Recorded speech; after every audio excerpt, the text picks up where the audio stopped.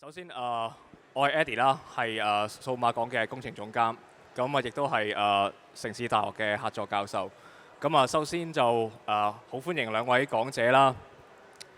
都係呢個低空經濟入邊嘅好重要嘅先驅者啦。咁唔知大家有冇留意到，其實喺個入口嗰度呢，其實都擺咗個無人機嘅，咁係億航一個無人機，嗰個載人嘅，咁就未可以喺嗰個沙盒嗰度載人飛俾大家睇，咁所以呢，今日就亦都邀請咗兩位啦。咁一位係代表深城代表上和嘅，咁就做呢個空中嘅管理系統啦。另一位就係阿 Alan 啦，咁負責係講緊一啲做無人機嘅 show 啦，甚至乎一啲一啲 rescue 嘅方案啦。咁個沙盒就都啱啱就已經政府都 announce 咗啦，即係有30幾個 successful 嘅 case 啦。咁首先都想問阿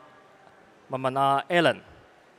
喺你哋公司入邊呢，咁你哋做開就係嗰個無人機嘅表演啦。咁有啲乜嘢令到你哋去轉型去做呢個一個即係拯救嘅咁嘅 idea 呢？多謝你嘅問題。咁其實低空經濟嗰個範疇就好闊啦。咁其實表演係我諗無人機嘅表演呢，就通常係一個比較我叫入門級嘅一個商業體系。原因係其實佢個技術都相當成熟。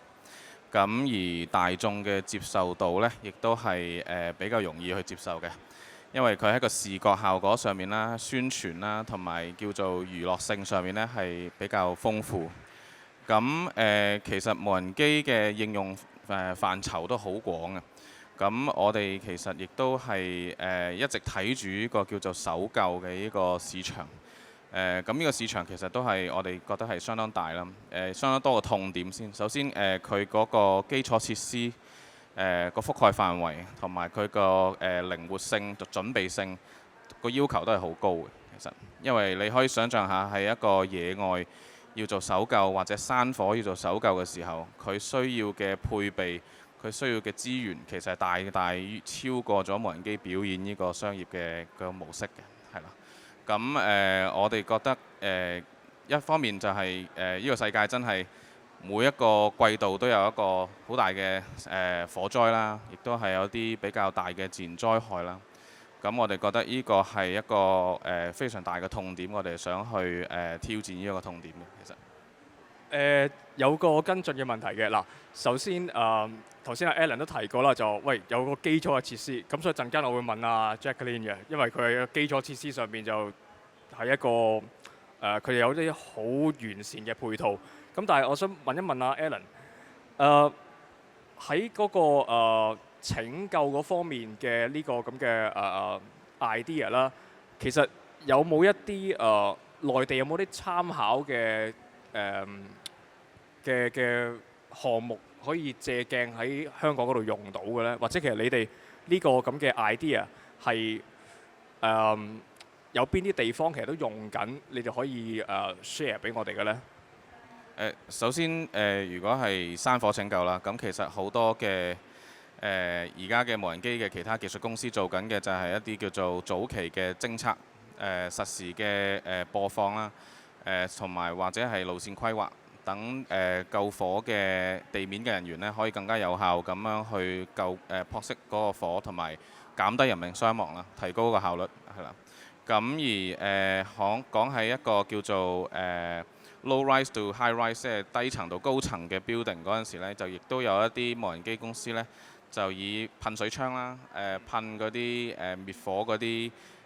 泡沫啦，甚至係噴嗰啲打嗰啲滅火球啦，入去嗰個建築物裏邊呢，去救火嘅，係啦。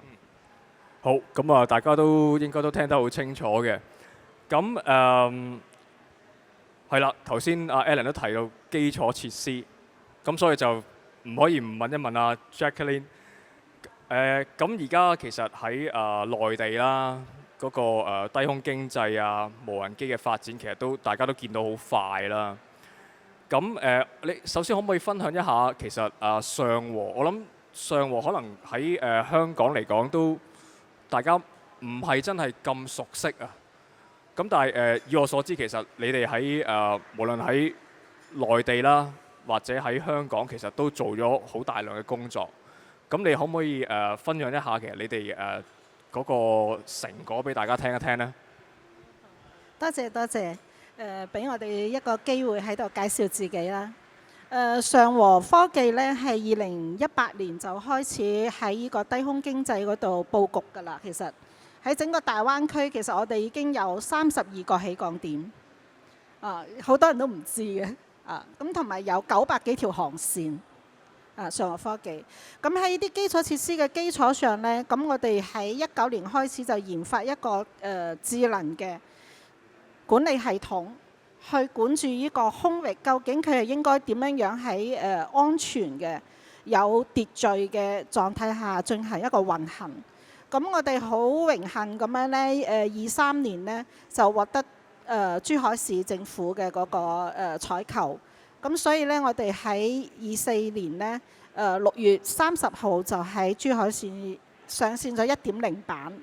咁同年嘅10月30號咧就上線咗2.0版。咁具體我哋究竟喺珠海做咗啲乜嘢呢？其實我有個短片想同大家分享下，就更加能夠直觀咁樣睇到我哋珠海做咗啲乜嘢嘢，好嘛？係咪而家可以播個短片？係啊，播個短片。珠海市低空立體交通管理與服務系統是為低空飛行運營商及新型低空航空器生產商提供市場服務的國內空域協調及運營服務系統，於2024年6月30號正式上線1.0版。依託城市 SIM 構建擁有統一飛行時空坐標以及空域要素可計算的城市級空天地一體化數字底座，系統接入是非空域、起降設施、常態化運營航線，結合通信網絡、氣象電子等低空環境要素，以應用場景為牽引，為低空運營企業提供實時空域情報，接入實時飛行數據、飛行器和飛手信息。飛行計劃，為政府和企業提供低空空域精細化管理、飛行計劃申報、飛行監管和空中信息服務等功能支撐，包括空域動態實時監視、低空空域數字化、航路規劃、安全區計算、航空器安全盒、禁飛區入侵告警、熱點氣象預報、飛行活動申請提交、審批、監視等10大功能。初步實現低空經濟領域設施網、空聯網、航路網、服務網4網融合，與政府管理系統進行 API 連接，為城市智能化管理提供數據基礎，實現數字化城市管理，保障海陸空無人設備安全運行。圍繞建設珠海市全域覆蓋、跨空域低空服務管控平台的戰略目標，系統自上線起持續研發迭代，實現全海域的低空管理，包括珠海市主要海域空域監視、RTK 高精度導航覆蓋、航展區及主要海域300米以下低空通訊覆蓋等。10月29日，珠海尚和科技在珠海九州機場使用2.0系統進行全國首次港珠澳無人機跨境融合飛行測試，並取得圓滿成功。測試任務由一架風飛大白鯊 V50大型載貨無人機執行，從九州機場起飛，以100米以下的超低空飛行高度進入澳門機場管制區，跨越港珠澳大橋和香港飛行情報區，最終返回九州機場，歷時40分鐘。測試中，無人機全程的超低空飛行處於系統監控範圍內，並通過系統模擬了港珠澳3方空管部門對全程飛行的協同管理，達成了看得見、管得了、叫得回的測試目標，標誌着2.0系統在跨境超低空空域協同管理方面實現了全面升級。未來，珠海尚和科技持續深耕大灣區，推動粵港澳低空融合共創，构建城市低空建设能力体系，打造低空产业先行先试样本城市，输出整體的城市級解決方案，助力珠海打造天空之城。多謝大家哦，一個短片講翻嗰個基礎設施啦。咁頭先喺個短片度，可能大家都睇到，我哋嗰度提到要有4張網喺個視頻度，但係事實上呢，真正係要解決一個空域嘅嗰個安全管理，佢係需要5張網。咁我同呢個圖呢，大家可以睇得更清楚。喺深圳係4張網，廣州係4張網，但係珠海係5張網。佢多咗一個咩網呢？叫做無人機反制系統。咁點解要有一個無人機反制系統呢？喺空域佢有秩序，能夠令到例如美團啊，或者係其他嘅運營商互相之間都能夠一齊飛，又唔會撞埋一齊。咁肯定有一個空域嘅一個協調嘅系統。咁但係淨係協調之餘，都未完全解決空域嘅一個安全問題嘅。例如好似政府重要嘅機構啦，一啲好重要嘅設施啦，例如機場啦，咁無人機經常有即係誤闖入去嘅一個情況啦，好似之前天津啦。咁其實呢啲誤闖對於機場嘅運作係影響好大嘅。咁有冇一個工具，有冇技術係可以令到佢唔好誤闖呢？我哋先唔好講人哋係特登嘅誤闖，咁其實係有嘅。咁我哋目前上和呢係會有一套技術係保護某一個領域，你就係飛唔入去。咁其實呢一種我哋上和更加喺整個基礎建設、空域嘅基礎建設嘅呢個系統嘅，無論係設計啊、地面使用嘅技術嘅基礎上呢，我哋更加關注嘅點呢，就好似我哋呢個圖寫住嘅係一個叫做低空管理服務基礎設施。可能大家會留意到其他城市佢寫嘅係低空飛行管理，淨係關注我點樣俾你飛起身。我淨係關注可以同時呢個空域飛1000台、10000台，但係我哋啱好相反，我哋係希望喺呢個空域能夠有人機、二鍋頭、飛行汽車、無人機都可以起飛，但係佢又唔可以喺一個有秩序嘅、安全嘅、有技術去管理佢嘅咁樣嘅背景下去發展。呢個就係我哋上和研究呢個系統嘅一個好重要嘅一個方向。好，首先咁都好多謝 Jacqueline 一個好詳細，亦都係一個好有力嘅短片啦。咁首先呢，就一個personal request 咧，就係我都希望可以攞到如果你唔介意，可以 share 嗰條片同埋嗰個 slide 俾我。咁因為我哋都想即係同民航處啊，同埋運輸嘅物流局多啲嘅聯繫，關於即係呢啲個網絡啦。咁有一個問題咧，就都想問下 Jacqueline 嘅，就係而家珠海即係行得幾成熟啦。咁亦都有嗰5張網啦。咁喺香港推動嗰方面，其實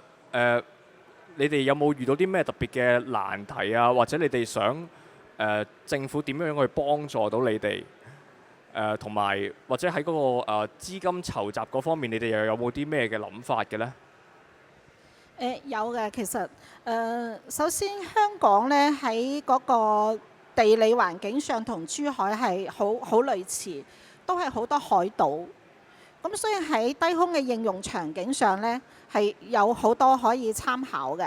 咁但係呢，香港有好多高樓大廈。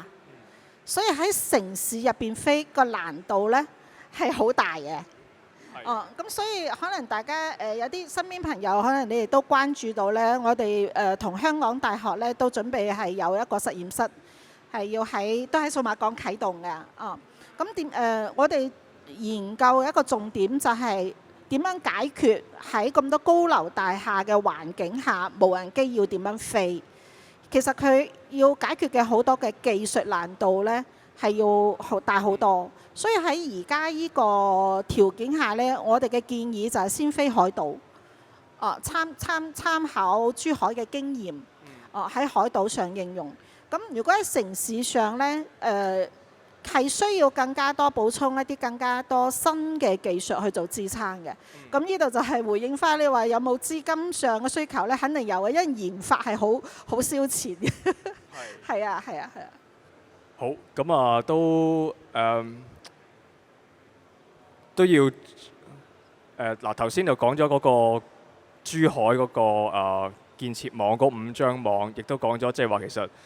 政府嘅配合啦，甚至乎一啲資金嘅籌集，其實都會影響到嚟緊嗰個低空經濟嘅發展啦。咁我諗呢樣嘢除咗喺嗰5張網上邊，我諗對於Alan 其實喺嗰個無人機嘅即係嗰個運作啊、營運上面，我諗都同樣都會有遇到呢啲咁嘅問題。其實最近呢，我哋都遇到個立法會議員，咁咧就問咗我哋啲咩咧？我有寫低嘅，係啊，佢就問我哋，喂，嗰個無人機究竟有啲乜嘢？因為對於一啲普羅大眾咧，其實佢哋真係首先佢唔識嗰5張網啦，佢亦都唔知道個無人機嗰個嘅運作係點樣樣。咁佢就話：喂，有啲咩嘅潛在風險啊？有冇啲乜嘢嘅補救措施啊？咁喺呢一樣嘢，阿 Alan 可唔可以分享少少呢？OK， 我自己嘅睇法啦，就係其實無人機無論係大同細，咁大就更加係要多啲保障措施啦。咁喺佢嘅技術啦、測試啊、嗰個標準嘅設立啊、航道嘅設立啊，同埋甚至係保險上面嘅配套呢。都係非常之急需要補償嘅，即係其實無論係中國內地同埋香港，其實都係往緊呢個方向去多方面咁去保存呢幾方面嘅配套，其實低空經濟先至可以起行。咁譬如話我哋嘅法律框架而家都係希望喺不久將來可以為低空經濟而解鎖啦，我哋叫做。咁但係解鎖個範疇去到邊度呢？咁其實就係即係而家就係拜呢個我哋叫做重量啦。咁遲啲可能係嗰個可以飛嘅適用範圍啦。咁同埋我哋需要同好多嘅唔同嘅部門啦，譬如話消防處啊，唔單止民航處啊、海事處啊，或者係交警啊，呢啲都係要去協助嘅，甚至係急救嘅情況。咁如果係譬如話砸親人咁點算呢？咁樣。咁呢啲其實好多嘅跨政府部門嘅呢啲嘅協作呢，其實業界都係好需要政府嘅大力嘅推動嘅。其實好，咁啊，多謝晒 Alan。有個補充問題嘅，頭先你都提過，即係講緊，尤其是喺個保險嗰方面啦。咁啊，我哋都俾人問過好多，就喂個無人機點樣可以買到個保險呢？因為尤其是政府又啱啱推動咗個沙盒，又將啲重量又提升咗啦。咁你哋有冇啲咩嘅渠道可以分享一下呢？其實就無論係喺香港、中國內地同埋海外嘅保險公司啦，其實佢哋都係睇數據同埋睇嗰個賠付嘅嗰個對象同埋個金額嘅啫。咁當然其實每一種新嘅險種出嚟嗰陣時呢，嗰個保費一定係好高，因為先行先試啊嘛。咁但係當即係我哋譬如話做呢個表演嘅商業嘅嗰個模式就知道，即係一開始我哋係俾好貴保費嘅。咁做到10次8次之後呢，佢覺得我哋都冇乜出事喎，咁樣咁保費就會落嚟咯，係啦。又或者有一啲保險公司佢一開始係唔敢做嘅，咁睇到其實都原來係安全嘅，咁佢哋就會參與，係啦。咁當然呢啲行業都有另外一種模式叫做自保模式嘅，不過當然個行業要夠大，我哋先至可以自發咁去自己保自己啦，係。明白。咁啊都想問一問上和代表啦 ，Jacqueline 啦。咁你哋對於嗰個即係危機管理啦，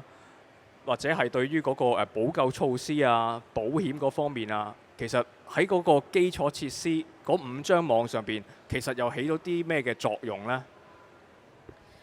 其實係好重要嘅呢5張網。我哋入邊呢個網呢，有2個係對於呢個空域係要實現一個睇得到。首先我哋係有一個感知網，就即係能夠睇得到佢，知道佢咩位置。咁然後仲有一個係定位，即係厘米級嘅定位。就好似我哋開車呢，就算我哋用衛星，佢都有時候都會有一個誤差，但無人機係唔可以誤差嘅。佢如果有誤差，佢降落個位置可能就錯嘅，咁就好大鑊嘅。咁所以呢個定位要精準。咁然後仲有呢，就係頭先我講到嘅，就係一個實時嘅一個反應。我哋系統嗰個反應嗰個速度，頭先我講嘅係要睇到同埋精準。第三個就係要反應嘅速度。如果當一個空域好多無人機同時起飛嘅時候，如果我哋反應唔過嚟，咁又好大鑊嘅，撞埋一齊，係啊！即係嗰個航道我哋係自動計算嘅，咁呢個計算嘅嗰個能力就好重要。呢個第三樣嘢，第四樣嘢就頭先我涉及嘅就係重要嘅區域，能夠將佢禁飛區真正能夠實現係禁飛。咁啊，呢三四樣嘢呢，係能夠有效咁樣保障整個空域嘅一個安全嘅使用啦。咁喺立法上呢，其實珠海呢，喺今年嘅1月1號就已經圍繞低空經濟呢，就已經係正式公布咗一個立法嘅。我上次都嚟香港分享過，有一次活動，喺港大嘅時候分享過。咁其實都可以借鑑下，我覺得香港可以借鑑，因為佢嘅嗰個保險啊乜嘢呢，其實要對應應用場景，即係唔係淨係對應航空器。因為唔同航空器佢用嘅應用場景係唔一樣噶。嗱，美團佢係外賣啦，咁頭先我哋短片睇嘅嗰個風飛，佢係城市同城市飛啦，而窩圖係載人啦，佢應用場景唔一樣，你涉及嘅理賠嘅內容就唔一樣。所以其實係要研究應用場景啦。係。咁都好多謝兩位啦，Jacqueline 啦、Alan 啦，咁精彩嘅分享啦。咁頭先Jacqueline 講咗嗰5張網嘅重要性，咁都大家應該都好明白，或者起碼都有一個初步嘅了解。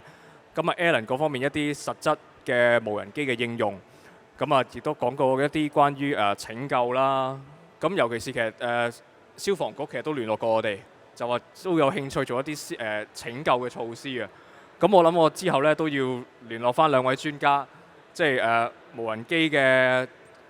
operator 啦，跟住同埋上和啦，點樣可以能夠即係其實都會大家有個互動嘅合作關係，因為就住譬如拯救嗰方面嗰5張網都好緊要，咁所以我諗其實有好多公司都要參與嘅，咁所以都好